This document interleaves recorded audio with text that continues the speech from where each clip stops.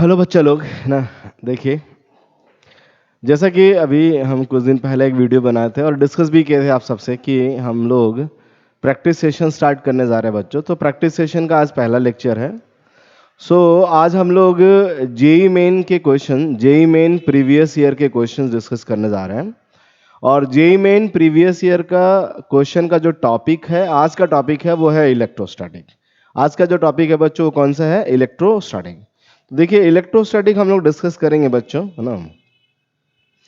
और क्वेश्चन ये रहा आपके सामने, जैसा आप सब लोग देख पा रहे होंगे। ये क्वेश्चन है, क्वेश्चन आप पढ़ भी सकते हैं और टाइम लगा के कोशिश करिए, सॉल्व भी कोशिश करना है ना इसको आपको, तो सॉल्व भी करना है। तो देखिए, मैं एक्चुअल में उस समय भी बोला था कि बच्चों क्वेश्चन हमारे सामने होगा, हम क्वेश्चन को फार्मूले के साथ लिंक करेंगे और फार्मूले के साथ लिंक करने के बाद हम बताएंगे आखिर हमने फार्मूला के साथ कैसे लिंक किया है और फिर क्वेश्चन को कैसे सॉल्व करना है। मैं अगर आपको बताऊं बच्चों, तो जो फिजिक्स है ना, फिजिक्स में पढ़ने की बात करें तो देखिए, फिजिक्स में पढ़ने के लिए दो चीजें होती हैं। जब आप कभी फिजिक्स पढ़ते हैं, क्वेश्चन तो अभी सॉल्व कर देंगे बच्चों, थोड़ी बातें कर लेते हैं 1 मिनट। देखिए, जब हम लोग फिजिक्स पढ़ते हैं बच्चों ना, है ना, तो इस फिजिक्स में करने के लिए दो चीजें होती हैं। हम लोग जब पढ़ते हैं तो हमारे पास पढ़ने के लिए दो चीजें हैं। एक तो होता है इसमें कौन सा? थ्योरी। एक होता है बच्चों थ्योरी और दूसरा होता है कौन सा? न्यूमेरिकल, है ना, न्यूमेरिकल। ठीक है। हम लोग पता है इसी थ्योरी और न्यूमेरिकल में फंस जाते हैं, हम इनमें कनेक्शन नहीं बैठा पाते हैं। और सच बात करें तो जो बच्चा जितना आसानी से, जितना बढ़िया ढंग से कनेक्शन बैठा लेता है थ्योरी और किसमें, न्यूमेरिकल में, वो उतना आसानी से क्वेश्चन को सॉल्व करता है या न्यूमेरिकल को सॉल्व करता है। ये कनेक्शन बैठाना बड़ा जरूरी है बच्चों, कनेक्शन, इन दोनों के बीच में कनेक्शन। बोले सर कैसे बैठाते हैं कनेक्शन? देखिए बच्चों, थ्योरेटिकल पोर्शन जब हम लोग पढ़ते हैं, बहुत सारे बच्चों को थोड़ी बोरिंग लगती है, लेकिन ऐसा नहीं है बच्चा लोग, बोरिंग बिल्कुल नहीं है, मजेदार होता है बहुत। बस आप जब भी आप पढ़िए ना, नेचर के साथ कभी कभी पता, टॉपिक को, हर टॉपिक को नेचर के साथ लिंक करिए। अगर हम टॉपिक को नेचर के साथ लिंक करेंगे ना तो हमारा इंटरेस्ट बढ़ेगा। हम ऐसा नहीं करें कि लिंक करें तो हम बहुत तेज हो जाएंगे, ऐसा नहीं, बट हमारा इंटरेस्ट बढ़ेगा। इंटरेस्ट बढ़ेगा तो ऑब्वियस सी बात है कि हम और ज्यादा उसके बीच उसमें डीप में पढ़ने जाएंगे और अच्छा नॉलेज गेन कर सकते हैं। हम कनेक्शन की बात करते हैं, जैसे जब हम थ्योरी पढ़ते हैं और न्यूमेरिकल करते हैं तो कनेक्शन की बात करते हैं। हमने कहा ना, यहाँ इंटरेस्ट लाने के लिए हम लोग को क्या करना चाहिए कि टॉपिक को नेचर के साथ कनेक्ट करना चाहिए। नेचर के साथ कनेक्ट करने से टॉपिक अच्छा समझ में आता है, थ्योरी में अच्छा समझ में आएगा। फिर हम न्यूमेरिकल जब करते हैं तो हम इसको इसके साथ कैसे कनेक्ट करेंगे। ध्यान रहे, ये कनेक्शन आपको बार बार अभी बेसिक लेवल पे सीखते हैं, फिर धीरे धीरे हमें आ जाता है, तब हमें बार बार ये सोचने की जरूरत नहीं होती है। क्वेश्चन पढ़ते ही समझ में आने लगता है कि हमें करना क्या है। तो चलिए, मैंने कोशिश किया है कि बच्चों वो सारे क्वेश्चन मैं उठाऊं जो मैं पहले से सॉल्व नहीं किया था कभी भी, ताकि मैं एकदम बच्चे की तरह, जैसे बच्चे वैसे प्रोसीड करते क्वेश्चन पे ना, एग्जैक्टली मैं भी वैसे प्रोसीड करूँ। हो सकता है गलती भी हो जाए मेरे से सॉल्व करने में, क्योंकि एग्जैक्टली आपके लेवल पे आके सॉल्व कर रहा हूँ। बस आपको फील तो आए कम से कम कि हाँ सर, हम भी ऐसे ही सोचते हैं और हमें ये प्रॉब्लम होती है। तो उस प्रॉब्लम से निकलने के लिए देखिए, मैं कैसे सोचता हूँ, आप भी वैसे ही सोचिए, शायद अच्छा रहेगा। देखिए बच्चा लोग, तो हम लोग स्टार्ट करते हैं क्वेश्चन सॉल्व करना। इस न्यूमेरिकल और थ्योरी में कनेक्शन के बाद हम लोग हमेशा क्वेश्चन करते चलेंगे और हम उसे कनेक्ट भी करते चलेंगे, और वो कनेक्शन अगर हमें आ जाएगा तो बड़ा मजा आने वाला है ना। पहले क्वेश्चन पढ़ते हैं बच्चा लोग, सबसे पहले क्वेश्चन पढ़ते हैं। क्वेश्चन में लिखा हुआ है कि if two charges Q1 and Q2 are separated with distance d and placed in a medium of dielectric constant के। तो जो हमने पढ़ा है ना वो मैं यहां लिख देता हूं। ऐसा लिखा है इसने भाई क्वेश्चन ने कि दो चार्जेस हैं, Q1 नाम है और Q2 नाम है, एक दूसरे से d डिस्टेंस पे है और ये एक मीडियम के अंदर है, जिस मीडियम का डाइलेक्ट्रिक कांस्टेंट कितना है? K है। ये ऐसा है, ऐसा बोला, मीडियम के अंदर है जिसका डाइलेक्ट्रिक कांस्टेंट कितना है बच्चों? K है। क्वेश्चन पढ़ा मैंने, जितना पढ़ा वो हमने लिख दिया, डाइलेक्ट्रिक कांस्टेंट के।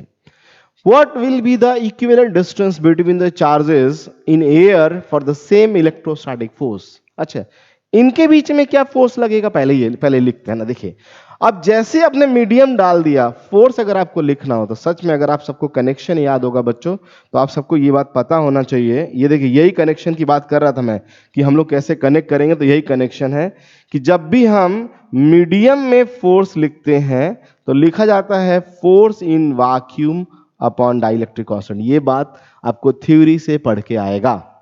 थ्योरी से पढ़ के ये बात आएगा कि जब हम दो चार्जेस के बीच में फोर्स निकालते हैं तो वो होता है फोर्स इन वैक्यूम अपॉन क्या, dielectric constant. Force in vacuum upon क्या, डाइलेक्ट्रिक कांस्टेंट। ये चीज ये थ्योरी से आता है और ये इस न्यूमेरिकल में लगाना है। ये कनेक्शन हमें बिल्डअप करना होता है। जब आप थ्योरी अच्छे से पढ़े रहेंगे आपको तुरंत समझ में आ जाएगा सर हमें ये बिल्डअप करना है। अब बताओ, एयर में जो फोर्स होता है वो लिख लेते हैं। तो अगर ये एयर या कह लो वैक्यूम में होता तो चार्ज हम फोर्स क्या लिखते हैं, 1/4 pi epsilon naught Q1 Q2 upon R बोले तो यहां पर कितना है बच्चा लोग डिस्टेंस, आर बोले तो यहां पर कितना है, डी है, डी स्क्वायर। और ये के भी साथ में है तो यहां पर के साथ में लिखते चलिए, ऐसा लिखा हमने। ये आपका इन दोनों के बीच का फोर्स है। क्वेश्चन कह रहा है कि अगर यही चार्जेस एयर में रखे गए होते, ये चार्जेस कहां रखे गए होते बच्चों, एयर में। ये लिखा ना, देखो, अगर ये चार्जेस एयर में होते और सेम फोर्स लगाना होता तो एयर वाला जो डिस्टेंस है वो कितना होता। तो चलिए, एयर में रख के अगर हम फोर्स निकालें तो एयर में फोर्स निकालेंगे तो आएगा 1/4 pi epsilon naught Q1 Q2 upon R square. Question का कहना है कि ये फोर्स और ये फोर्स क्या है, इक्वल है। देखो ऐसा लिखा ना, सेम इलेक्ट्रोस्टैटिक फोर्स, सेम है दोनों।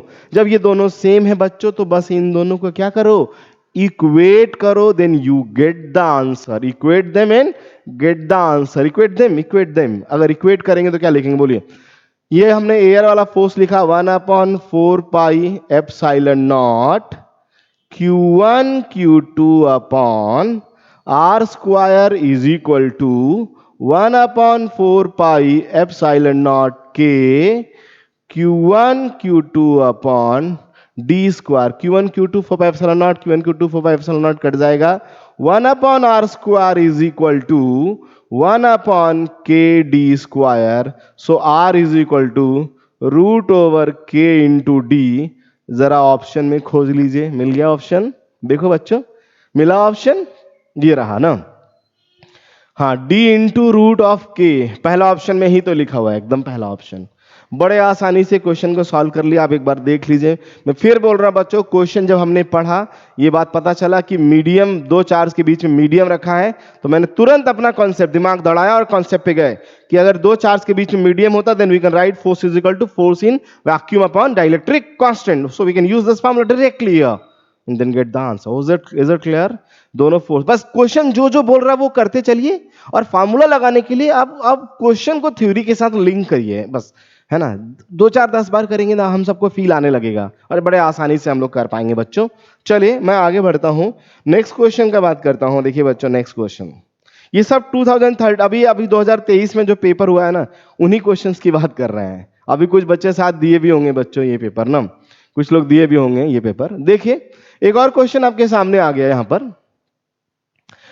क्वेश्चन ये दे रखा कि stream of positively charge particles having, अच्छा, जो चार्ज पार्टिकल हैं जो चल रहे हैं, उस चार्ज पार्टिकल का चार्ज अपॉन मास रेशियो दिया हुआ है कितना बच्चों, 2 इंटू 10 का पावर। मैं अभी भी लिंक, इसको भी लिंक करूंगा, टेंशन ना लीजिए, कूलम पर केजी। ये चार्ज पार्टिकल का मास, चार्ज अपॉन मास का वैल्यू है जो चल रहा है, किधर जा रहा है, एक्स की। देखो यहां पर लिखा ना, and velocity this one, I cap लिखा हुआ है, मतलब हम लोग कह सकते हैं ये हमारा एक्स एक्सिस है, ये हमारा एक्स एक्सिस है बच्चों, तो ये होगा हमारा वेलोसिटी v नॉट, और इसकी वैल्यू कितनी है यहां पर, 3 इंटू 10 का पावर 7 आई कैप मीटर पर सेकेंड। ये वेलोसिटी हो गया।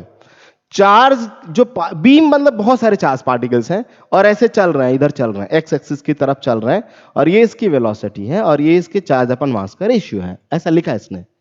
फिर आगे बढ़ते हैं बच्चों, is deflected by an electric field this. ये इलेक्ट्रिक फील्ड देखो किधर है मेरे बच्चों, इलेक्ट्रिक फील्ड देखिए जे कैप, इसका मतलब यहां पर एक ऊपर की तरफ इलेक्ट्रिक फील्ड भी है, ऊपर की तरफ क्या है, एक इलेक्ट्रिक फील्ड है, और उस इलेक्ट्रिक फील्ड की वैल्यू है 1.8 किलो वोल्ट मीटर जे कैप। जे कैप बोले तो डायरेक्शन है, ये इलेक्ट्रिक फील्ड का डायरेक्शन है। यहां तक जो हमने पढ़ा है, देखिए क्वेश्चन को हमने एक एक लाइन पढ़ा बच्चों, एक एक लाइन पढ़ा, वो सब यहां हमने बना दिया। अब थोड़ा और आगे बढ़ाते हैं, लिखा है the electric field exist in the region of 10 centimetre along X direction. इसका मतलब हमारा जो इलेक्ट्रिक फील्ड है ना, वो बहुत दूर तक नहीं है, मतलब कह सकते हैं यहां से शुरू होके यहां x is equal to 10 centimetre पे खत्म हो जाता है। इलेक्ट्रिक फील्ड रीजन सिर्फ यहीं तक है, यहां तक खत्म हो जा रहा, मतलब इलेक्ट्रिक फील्ड इसमें है, इसके बाहर इलेक्ट्रिक फील्ड नहीं है। 10 सेंटीमीटर तक है along the X direction. Due to the electric field direction, देखिए deflection, sorry, due to the electric field deflection of the charge particle in the Y direction is, MA में पूछा है Y direction में। अच्छा जरा ध्यान से आप सुनो, अब क्वेश्चन खत्म हो गया, पढ़ लिया। वाई डायरेक्शन में कितना डिफ्लेक्ट होगा, पहले सुनिए। एक चार्ज पार्टिकल, अगर वो चार्ज प्लस है बच्चों, इधर चलेगा, इधर चलेगा, तो इलेक्ट्रिक फील्ड ऊपर है, तो इलेक्ट्रिक फील्ड इसको ऊपर फोर्स लगाएगा। मतलब आप ये कह सकते हैं कि सर ऊपर की तरफ डिफ्लेक्ट होने वाला, मतलब चार्ज पार्टिकल जब यहां से चलेगा तो करीब ऐसे जाएगा, ऐसे जाएगा, और यहां पर कुछ इस तरह से निकलेगा। इसका मतलब वाई डायरेक्शन में जो डिफ्लेक्ट हुआ है वो ये डिस्टेंस होगा, यहां से लेके यहां तक वाई। और क्वेश्चन ने यही पूछा कि वाई डायरेक्शन में कितना डिफ्लेक्ट हुआ है। तो बताइए, यहां से यहां पहुंचने में जितना टाइम लगेगा उतने टाइम तक इलेक्ट्रिक फील्ड इसको ऊपर भगाया, यही ना, यहां से यहां पहुंचने में जितना टाइम लगेगा उतने टाइम तक इलेक्ट्रिक फील्ड इसको कहां बनाया, वो कहां भगाया, वाई डायरेक्शन में भगाया, वाई डायरेक्शन में भगाया। और वो जो डिस्टेंस निकालेंगे, गेट द आंसर। तो सबसे पहले टाइम निकालो बच्चों, यहां से यहां पहुंचने का टाइम निकालो, टाइम निकालो, कहां से कहां, यहां से यहां पहुंचने का टाइम निकालो। तो कैसे निकालेंगे भाई टाइम, तो देखो टाइम कैसे निकलेगा बच्चा। बोलेगा सर वेलोसिटी पता है, डिस्टेंस कितना है 10 सेंटीमीटर, एक्स डायरेक्शन की वेलोसिटी ये रही, और एक्स डायरेक्शन में डिस्प्लेसमेंट कितना रहा है 10 centimetre. So time is equal to क्या होता है बताओ, टाइम इज इक्वल टू क्या लिखेंगे, टाइम इज इक्वल टू होता है distance upon speed. Distance is here 10 centimetre upon speed, speed is here 3 into 10 का power 7. So finally answer become 1/3 into 10 का पावर -8 सेकेंड। ये टाइम लगेगा, है ना। देख लीजिए बच्चों, यहां से यहां तक आने में पार्टिकल्स को, उस चार्ज पार्टिकल्स को इतना टाइम लग रहा है, ये टाइम लग रहा है। इतने टाइम में कितना डिफ्लेक्ट होगा, अच्छा बताओ। वाई डायरेक्शन में इलेक्ट्रिक फील्ड की वजह से जा रहा है, वाई डायरेक्शन में इलेक्ट्रिक फील्ड, तो वाई डायरेक्शन में जो फोर्स लगेगा बच्चों, वाई डायरेक्शन में वो कितना होगा बोलिए, चार्ज इनटू फील्ड। और वाई डायरेक्शन का जो एक्सेलरेशन होगा, वाई डायरेक्शन का वो क्या होगा, charge upon mass into electric field. Acceleration मिल गया। अब बताओ y s is equal to U, शुरू में ऊपर वेलोसिटी है नहीं, शुरू में ऊपर वेलोसिटी है नहीं, जब ऊपर वेलोसिटी शुरू में नहीं है तो y s is equal to U T plus half A T square. T यहां से निकाला ही है, इसमें पुट करिए, सो y इक्वल टू आएगा half Q by M into E Y, A हो गया इंटू टी का स्क्वायर, वैल्यू पुट करेंगे then you get the answer. तो हम पुट करके देख लेते हैं, उसमें कौन सी बड़ी बात है। मैं फिर बोल रहा हूं बच्चों, मैंने भी सॉल्व नहीं किया, मैं आपके साथ सॉल्व कर रहा हूं ना। मुझे भी ऐसा लग रहा है कि देखो हमारे एकदम नया है, आंसर क्या आएगा मेरे को भी नहीं पता है। तो देखते हैं सॉल्व करके व्हाट इज द आंसर है। सो वाई इज इक्वल टू क्या होगा बच्चों, देखो वाई इज इक्वल टू क्या आएगा बेटा, यहां से आ रहा है देखो 1/2 Q by M already question में गिवन है, 2 into 10 का power 11 Q by M into electric field is 1.8 into 10 का power 3 into T square. T square बोले तो इसका स्क्वायर मीन्स 1/9 into 10 का पावर -16 कर देते हैं multiply. So y is equal to, ये हो जाएगा 2 इंटू 1.8, ऊपर वाले नंबर नीचे वाले नंबर हो जाएंगे 2 इंटू 9 मतलब 18 इंटू 10 का पावर, ये था 14, 10 का पावर -2। देख लिए बच्चों यहाँ पर, ये होगा 14, ये होगा -16, ठीक है। सो अगर हम इसे कैंसिल कर दें यहाँ से तो 2 आएगा, 2 इंटू 10 का पावर -3 मीटर। सो 2 mm आएगा आंसर। तो यहाँ पर फील्ड कितना हो जाएगा 2, यहाँ पे फील्ड कितना हो जाएगा 2। देखिए बड़े आसानी से कर दिया बच्चों हम लोगों ने। ये जेई मेन में अभी ये भी इसी सेशन में अभी जो 24 जनवरी का पेपर हुआ था बच्चों, उसका पेपर ये क्वेश्चन है। देखिए मुश्किल कुछ नहीं है, बड़े आसानी से हमने किया है।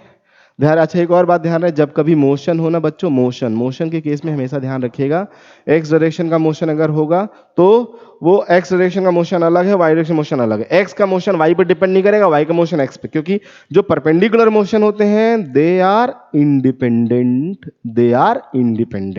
Perpendicular motions are independent, motions are independent. चलो नेक्स्ट का बात करें बच्चों, अगले क्वेश्चन में बढ़ रहा हूं, देख लीजिए सब लोग ना। अच्छा अगर आप जब वीडियो देख रहे हो बच्चों, कोशिश करिएगा ना, जैसे ही क्वेश्चन आपके सामने आए पहले पॉज मारिएगा, खुद सॉल्व करिएगा, सॉल्व करके एक बार देखिएगा क्या आ रहा है, फिर मुझे सुनिएगा, शायद पता है ज्यादा बेहतर आपको समझ में आएगा और दिमाग में भी बहुत अच्छे से हिट करेगा अगर आप इस तरह से इस प्रोसेस से चलेंगे जैसा मैं आपको कह रहा हूं वैसा। तो चलो तीसरा नंबर का क्वेश्चन है और ये भी 2023 का ही क्वेश्चन है बच्चों। देखिए क्वेश्चन क्या है बेटा, सब लोग फोकस करिएगा। क्वेश्चन है कि a point charge of 10 microcoulomb is place at the origin पर यह चार्ज रखा गया है। एट व्हाट लोकेशन, जैसे मैंने कहा बच्चों ये ओरिजिन है, यहां पर एक चार्ज रखा गया है, 10 माइक्रोकूलम का चार्ज है। At what location on the x axis would a point charge of, x axis पर कहां पर, ये एक्स पता ही नहीं है, कहां पर 40 माइक्रोकूलम का चार्ज प्लेस किया जाए ताकि so that net electric field is zero at X equal to 2 centimetre. मतलब x इज इक्वल टू 2 पर, x is equal to 2 centimetre पर नेट इलेक्ट्रिक फील्ड जीरो हो जाए। तो बताओ x का वैल्यू कितना होगा, मतलब कहां पुट करें ताकि नेट फील्ड यहां पर क्या हो जाए, जीरो हो जाए। ये बहुत आसान है बच्चा लोग, है ना, ये बहुत आसान। एक चार्ज यहां फील्ड जीरो करना है। टोटल डिस्टेंस यहां से यहां तक मान लो x है, वही x आपको फाइंड आउट करना है। तो शायद अभी तक तो सबको पता चल गया होगा बच्चों। बड़ा आसानी से हम लोग क्या करेंगे बोलिए, यहां पर इसकी वजह से फील्ड, इसकी वजह से फील्ड निकालेंगे, दोनों को इक्वल कर देंगे, या अगर दोनों एक दूसरे को कैंसिल करेंगे तभी तो जीरो आएगा। इसकी वजह से यहां फील्ड आएगा इस डायरेक्शन में, और इसकी वजह से यहां फील्ड आएगा इस डायरेक्शन में। ये मान लो बच्चों E1 फील्ड है और इसका फील्ड क्या है, E2 है। तो यहां नेट फील्ड जीरो है, since E net equal to 0 implies that E1 is equal to E2। E net 0 है, इस वजह से E1 is equal to क्या लिखेंगे बच्चा लोग, E2। E1 is equal to E2 लिखेंगे। तो चलो E1 E2 इक्वल करो बच्चों, देखो क्या आता है। E1 E2 को इक्वल करें तो हम, तो पहले हम लोग E1 यहां से इसका फील्ड का बात करें तो फॉर्मूला होता है KQ 10 microcoulomb, KQ by R square 2 centimetre का square is equal to E2 इसका फील्ड है। क्या होगा बच्चा लोग, Q is the 40 microcoulomb divided by x minus 2 का स्क्वायर, ऐसा। सो K से K कट ही जाएगा बच्चों, माइक्रोकूलम से कट जाएगा और ये हो जाएगा आपका 1/2 सेंटीमीटर है, ध्यान से सुन देख लीजिएगा, का स्क्वायर इज इक्वल टू यहां से आ जाएगा 2/x माइनस 2 का स्क्वायर, ऐसा। दोनों तरफ से स्क्वायर भी हटा लो, आसान हो रहा है देखो। 1/2 इक्वल्स टू हो जाएगा बेटा कितना, 2/x minus 2। So x minus 2 is equal to 4 और x इज इक्वल टू क्या हो जाएगा यहाँ सर 6 सेंटीमीटर। देखिए आ गया ना बच्चा लोग, बड़ा आसानी से देखो 6 आया। ये आसान क्वेश्चन था, मेरे को ऐसा लग रहा है ये इजी क्वेश्चन था, ये इजी था और बहुत बेसिक था, हर बच्चा कर सकता है। मैं आगे बढ़ूं बच्चों, देखो नेक्स्ट क्वेश्चन की बात करते हैं बेटा। नेक्स्ट क्वेश्चन, अच्छा ये क्वेश्चन भी बहुत इजी है, इस क्वेश्चन को सॉल्व करने के लिए कुछ भी नहीं करना है, बस आपको बेसिक थ्योरी पता होना चाहिए, बस क्वेश्चन आपके हाथ में है, बेसिक थ्योरी। जैसे पढ़िए, लिखा गॉस लॉ इन इलेक्ट्रोस्टैटिक, सबको मालूम है गॉस लॉ होता है, गॉस लॉ होता है total flux is equal to Q upon epsilon naught. Total flux को लिखते हैं integration E dot D S, और वी गॉस लॉ हमेशा क्लोज में होता है, इसलिए क्लोज इंटीग्रेशन। देखो close integration E dot D S equal to Q upon epsilon naught, that means ये जो आपका ए है वो मैच कर रहा है किसके साथ, चौथे के साथ। दिख रहा होगा सबको, ए मैच कर रहा है किसके साथ बच्चों, चौथे के साथ। दूसरा है Faraday law, Faraday law of EMI, हाँ ना, इलेक्ट्रोमैग्नेटिक इंडक्शन की बात कर रहा हूँ, इलेक्ट्रोमैग्नेटिक इंडक्शन। इलेक्ट्रोमैग्नेटिक इंडक्शन में आपने पढ़ा था क्या, याद होगा आपको कि induced EMF equal to minus of D phi by D T, और ईएमएफ को वैसे सच बता तो ई डॉट डी आर भी बोलते हैं या ई डॉट डी एल बोलते हैं। तो E dot D L equal to minus of D phi by D T, that means Faraday law कहता है minus of D phi by D T is equal to E dot D L, या इसी को potential difference या इसी को EMF भी कहते हैं। ये भी एकदम आसान है बच्चों। गॉस लॉ इन मैग्नेटिज्म, ये भी पढ़ा होगा हम लोगों ने कि मैग्नेटिज्म में जब गॉस लॉ निकालते हैं तो टोटल फ्लक्स का वैल्यू 0, क्योंकि मैग्नेट के केस में सिंगल पोल एग्जिस्ट नहीं करता है, वहां पर सिंगल पोल होता ही नहीं, हमेशा क्या डाइपोल आएगा, एक प्लस और एक माइनस, तो इस वजह से टोटल फ्लक्स क्या हो जाता है, 0 हो जाता है, 0 हो जाता है, जैसे हमने यहां पर लिख दिया। Close integration B dot dA is equal to 0. And the last is Ampere's Maxwell law. Ampere's Maxwell law. What is Ampere Maxwell law?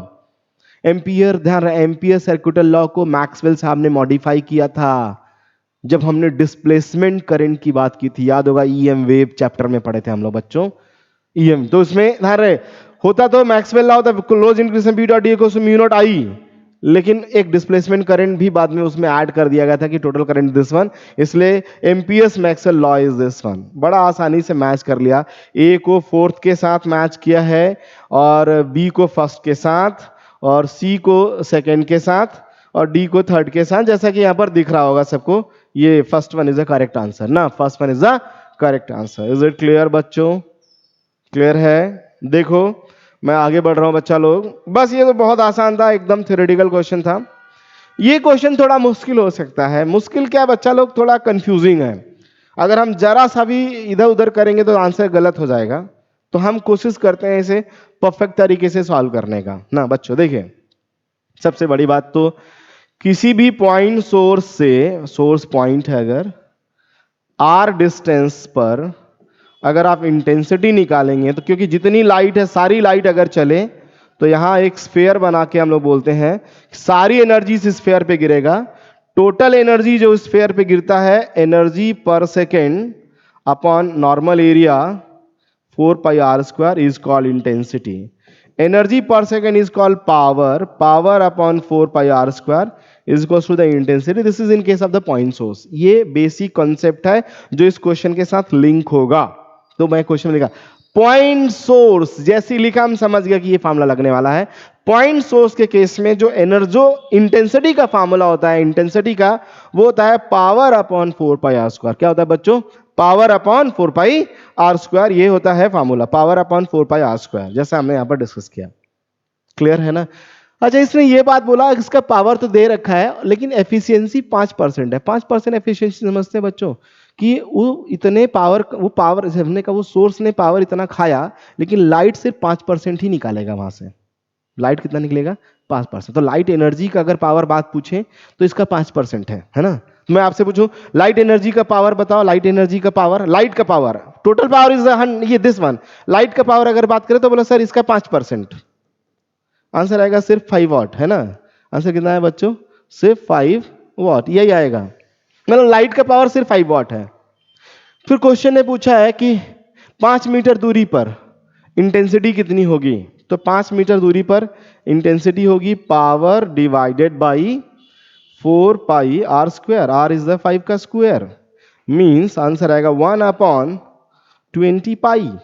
लेकिन ध्यान रहे ये टोटल इंटेंसिटी है, और आप सबको ईएम वेव में पढ़ा होगा आप सबने बच्चों कि लाइट का जो इंटेंसिटी है वो इलेक्ट्रिक एंड मैग्नेटिक फील्ड दोनों की वजह से होता है, और दोनों के एनर्जी का कंट्रीब्यूशन इक्वली होता है, इक्वली। मतलब जितना इलेक्ट्रिक होगा उतना ही मैग्नेटिक होगा। तो बताओ, क्वेश्चन ने इंटेंसिटी नहीं बल्कि पूछा है intensity due to the electric field component, intensity due to the electric field component, intensity due the electric field component. That means ये टोटल इंटेंसिटी है, तो इसका आंसर क्या लिखेंगे, इसका आधा। तो इलेक्ट्रिक फील्ड की वजह से जो इंटेंसिटी आएगा इसका हाफ हो जाएगा, मतलब 1/40 पाई 45, और यूनिट होगा watt per metre square is the unit of the intensity. This is the correct answer, this one is the correct. थोड़ा कंफ्यूजिंग है बच्चों, यहाँ पर सेकंड और फोर्थ में बहुत कंफ्यूज होंगे बच्चे, लेकिन ध्यान रखिएगा उसने इलेक्ट्रिक फील्ड कंपोनेंट का इंटेंसिटी पूछा है, not the total intensity. Is it clear?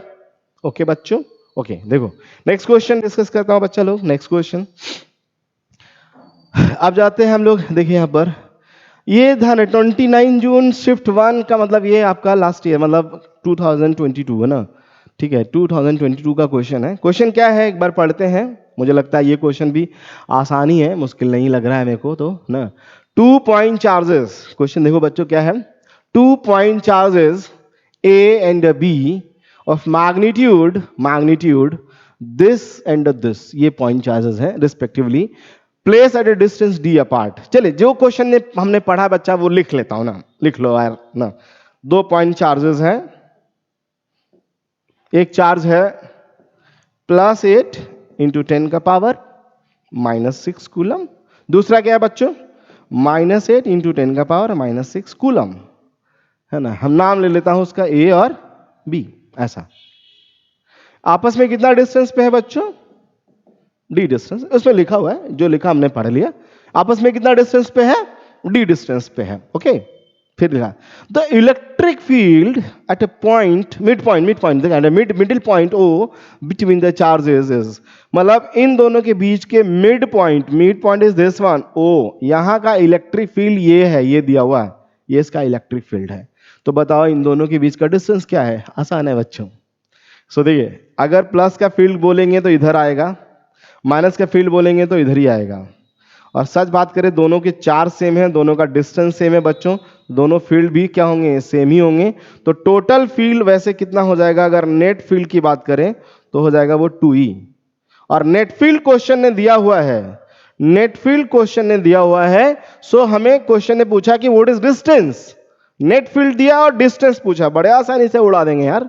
तो देखो नेट फील्ड पहले कितना है देखते हैं, ट्वाइस ऑफ E, E मतलब एक फील्ड का चार्ज, एक फील्ड का चार्ज कितना होगा मेरे बच्चों, के बोले तो 9 इंटू 10 पावर 9, क्यू बोले तो 8 इंटू 10 पावर -6 के Q upon R square, R बोले तो D/2 का स्क्वायर इज इक्वल टू, जो क्वेश्चन में गिवन है वो लिखो, क्या गिवन है बच्चों, 6.4 इंटू 10 का पावर 4 न्यूटन पर कूलम।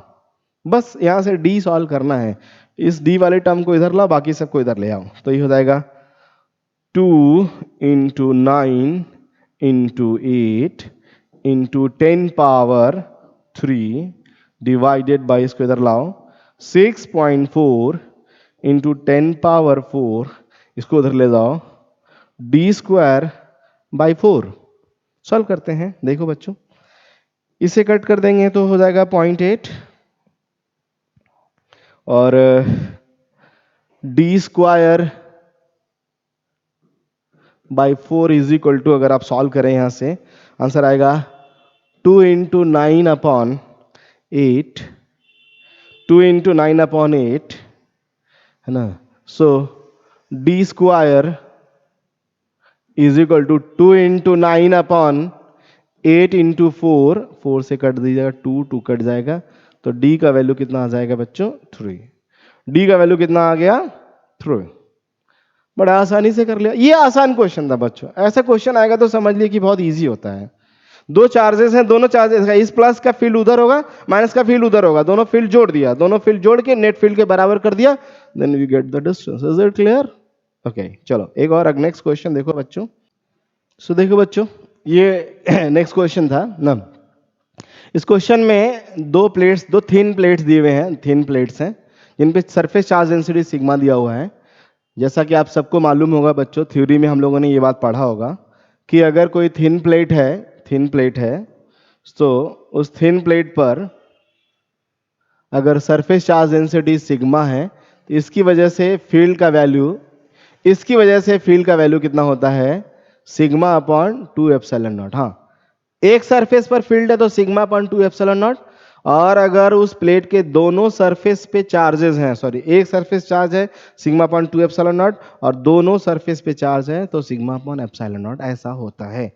प्लस चार्ज है तो फील्ड प्लेट से दूर की तरफ होगा, माइनस है तो फील्ड प्लेट की तरफ होगा। ये बात हमने थ्योरी में पढ़ा होगा और वही चीज अब हम यहां पर अप्लाई करने जा रहे हैं। बहुत ध्यान से समझिएगा, मुश्किल बिल्कुल नहीं बच्चों। जैसे देखिए, अगर हम इस थर्ड रीजन में, हमें तीनों रीजन में फील्ड चाहिए था, तो हम इस थर्ड रीजन में अगर बात करें तो देखो थर्ड रीजन में क्या आ रहा है बच्चों, फील्ड इस थर्ड रीजन में इस वाले प्लेट की वजह से इस डायरेक्शन में है, और इस वाला ये प्लस है इसका भी इसी डायरेक्शन में है, दोनों की वजह से इसी डायरेक्शन में फील्ड आएगा। पहले का आएगा सिग्मा अपॉन 2 एप्सिलॉन, दूसरे का भी आएगा सिग्मा अपॉन 2 एप्सिलॉन, ऐसा हुआ बच्चों। फिर दोनों सम कर देंगे तो आंसर आएगा 2 सिग्मा अपॉन 2 एप्सिलॉन, मतलब सिग्मा अपॉन एप्सिलॉन। इस डायरेक्शन को आप मान लो एन कैप है, इधर वाला अगर एन कैप है तो जो डायरेक्टर के फॉर्म में होगा वो होना चाहिए ई थर्ड रीजन में ई थर्ड इक्वल्स टू आएगा sigma upon epsilon N cap. ये होगा बच्चों, ये रिजल्ट होगा। देख दूसरा बात करते हैं बीच में जरा देखो बेटा, ये प्लस है इसका फील्ड इधर होगा, ये भी प्लस है इसका फील्ड इसका अपोजिट होगा, और यहां पर नेट फील्ड अगर सेकेंड वाला रीजन में देखें तो क्या आएगा, सेकेंड वाला रीजन में नेट फील्ड क्या आएगा, जीरो। सेकेंड वाला रीजन में नेट फील्ड क्या आएगा बच्चों, जीरो। अब बात करते हैं फर्स्ट वाले रीजन में देखिए, इसकी वजह से फील्ड इधर होगा, इसकी वजह से भी फील्ड इधर ही होगा, ये मतलब उतना ही होगा जितना कि इस वाले केस में है, बस वो माइनस में रहेगा। वो क्या रहेगा, माइनस में। मतलब अगर ये प्लस होगा तो ये माइनस होगा, ये माइनस होगा, ये प्लस होगा, ऐसा ऑप्शन में खोजिए।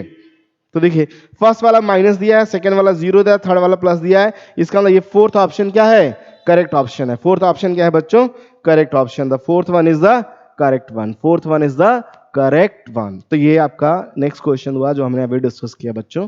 आई थिंक सो क्लियर हो रहा होगा सबको। चलिए एक और क्वेश्चन कर लेते हैं। ऐसे बहुत सारे क्वेश्चन है बच्चों, हम लोग वन बाय वन करके सारे क्वेश्चन डिस्कस करेंगे, ठीक है। अभी आज मेरा पहला ये प्रैक्टिस सेशन का पहला वीडियो है बच्चों, बीच में ही बोल रहा हूं मैं, ध्यान सुन लीजिएगा। कोशिश करिए कि आप सब लोग को, मेरे दोस्तों ना, कोशिश करिए कि ये वीडियोस जितना ज़्यादा हो सके उतना ज़्यादा स्प्रेड करिए, दोस्तों को भेजिए, रिलेटिव्स को भेजिए, उनको बोलिए कि मैं से कनेक्ट हो बच्चों। और ये प्रैक्टिस सेशन ताकि मैं पूरे साल आप सबको कराता रहूं, है ना। और ध्यान, जिन बच्चों को प्रैक्टिस सेशन की कभी ज़रूरत होगी, जैसे हम लोग पढ़ते तो बहुत जगह है बच्चों, उतना बढ़िया प्रैक्टिस नहीं कर पाते हैं, तो अगर आप प्रैक्टिस के लिए कनेक्ट होते हैं तो बहुत मजा आएगा। और बाद में आगे चल के मैं कुछ ऐसा भी प्लान कर रहा हूं कि हर रोज रात को सोने से पहले 5 क्वेश्चन की प्रैक्टिस, है ना। तो सोने से पहले 5 की प्रैक्टिस, ऐसा उसका टॉपिक का नाम दे दूंगा मैं। सोने से पहले 5 की प्रैक्टिस, 5 क्वेश्चन देख लीजिए, फिर आराम से सोइए। और क्वेश्चन बार बार देखते देखते, देखिए दो चीजें हैं, हम लोग पता है हम लोग टेक्निकली बहुत स्ट्रांग हो जाते हैं, मतलब हमारा जो बेसिक थॉट होता है ना वो बहुत ज्यादा इन्हांस कर जाता है क्वेश्चन करते करते। तो चलिए देखिए, जैसे इस क्वेश्चन की बात करते हैं, क्वेश्चन को पढ़ते हैं, क्वेश्चन में क्या है सोचते हैं, फिर उसे आगे प्रोसीड करते हैं ना, ठीक है। देखिए बेटा, तो लिखा हमने 3 चार्जेस हैं, plus Q, Q and plus Q R place respectively at distance d/2 d from the origin on the x-axis. If the net force experienced by the q placed at x equal to 0 is 0, then value of q is। देखिए जैसा question ने कहा मैंने exactly वही काम किया। एक charge को रख दिया हमने यहां पर, एक चार्ज रख दिया हमने कहां पर, d/2 पर, x का वैल्यू d/2, और एक चार्ज रख दिया हमने x is equal to d पर, और एक चार्ज यहां। ऐसा लिखा है क्वेश्चन ने, जो जो कहा वो मैंने लिख दिया। देखो क्वेश्चन को आप दोबारा पढ़ सकते हैं बच्चों, पढ़ के देखिए, यही बोला है। कह रहा कि उस चार्ज पे जो कहां पर, ओरिजिन पर, x इक्वल टू 0 पर है, उसके ऊपर लगने वाला जो टोटल फोर्स है वो क्या है, 0 है। उसके ऊपर लगने वाला जो टोटल फोर्स है वो क्या है, 0 है। तो बताओ कितना वैल्यू होगा छोटे चार्ज q का। तो चलो इस पर फोर्स, इसने इसको फोर्स किया होगा इधर F1, ये भी इसको फोर्स करेगा बच्चों इधर F2, दोनों का सम क्या लिखेंगे, 0। तो चलो इस छोटके का इसका ऊपर फोर्स बताओ क्या होगा, फार्मूला लगा दो, कूलम्ब्स लॉ, कूलम्स लॉ लगा दो बच्चों, क्या आएगा, के Q Q upon R, R की जगह क्या है, d/2 का स्क्वायर, प्लस दूसरे वाले का के क्यू क्यू अपॉन आर की जगह D square. Okay, so this is equal to 0. So k q, sorry, not this q, not this q, this q है ना, q q कट जाएगा, so यहां से बचेगा q 4 upon D square is equal to, यहां से आ जाएगा q upon D square equal to 0. D square भी कट जाएगा, so small q is equal to minus of q/4. Option मिला लीजिए बच्चों, माइनस ऑफ q/4 जहां भी होगा वो करेक्ट आंसर है. क्लियर है बच्चा लोग ना, ठीक है. तो चलिए आज इतने ही क्वेश्चन की प्रैक्टिस करते हैं, है ना. अगली क्लास में थोड़ा और आगे बढ़ेंगे बच्चा लोग. ओके एवरीवन, थैंक यू बच्चा लोग, थैंक यू. और स्टे कनेक्टेड, है ना. कल भी हम लोग क्लास लगभग इसी टाइम स्टार्ट करेंगे, और थोड़ा पहले कर लेता हूं मैं बच्चों, है ना, ठीक है. कल 9 बजे से क्लास स्टार्ट कर लेते हैं, 9 बजे से हम आगे और बढ़ेंगे.